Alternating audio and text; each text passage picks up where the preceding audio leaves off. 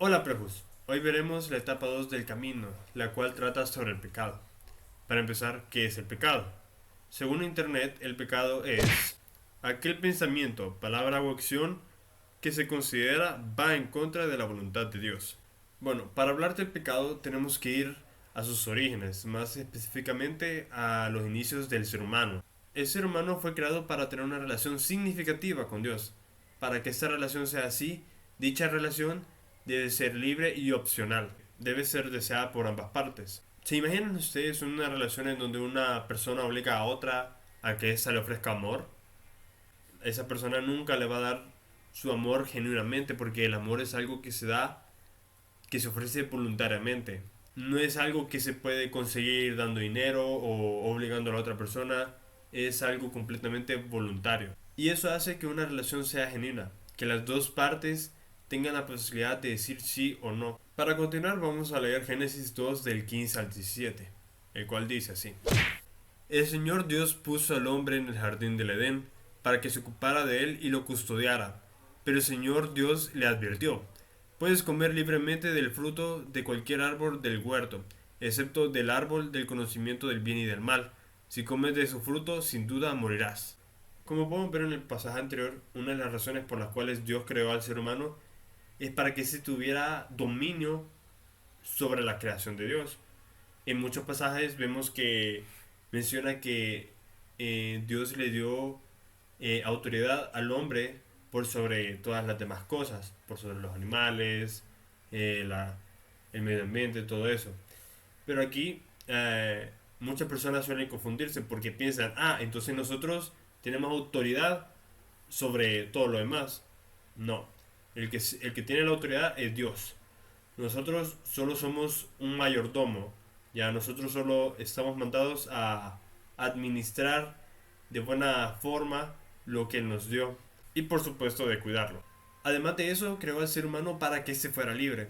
En ningún momento le dio una serie de cosas que tiene que hacer a lo largo del día al pie de la letra. Nunca lo obligó a nada.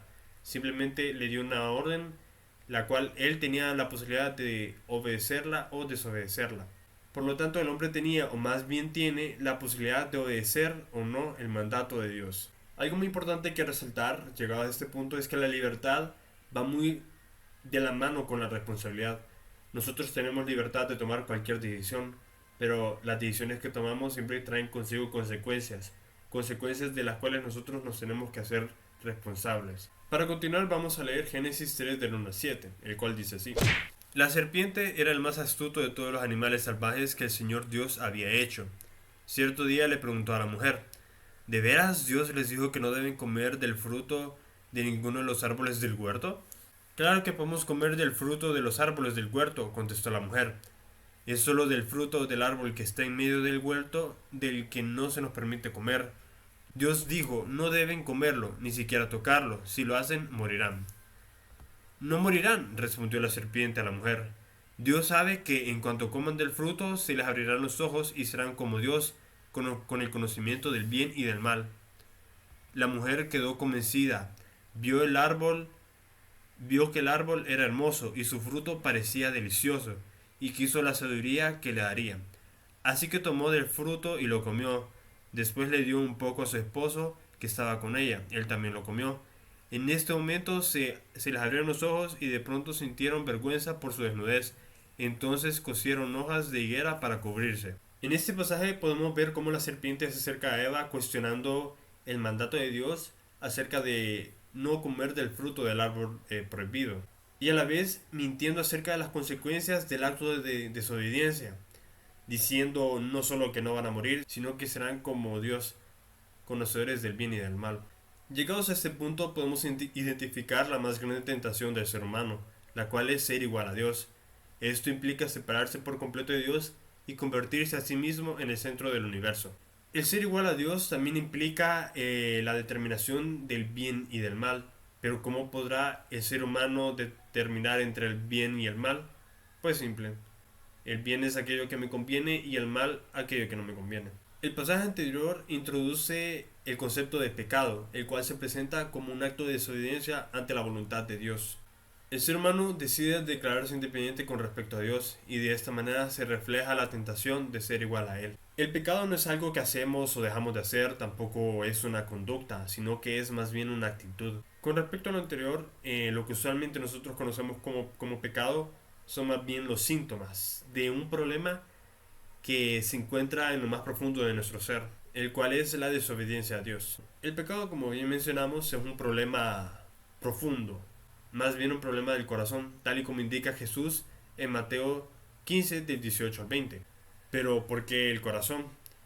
Bueno, el corazón es el centro de control y decisión de la vida de los individuos.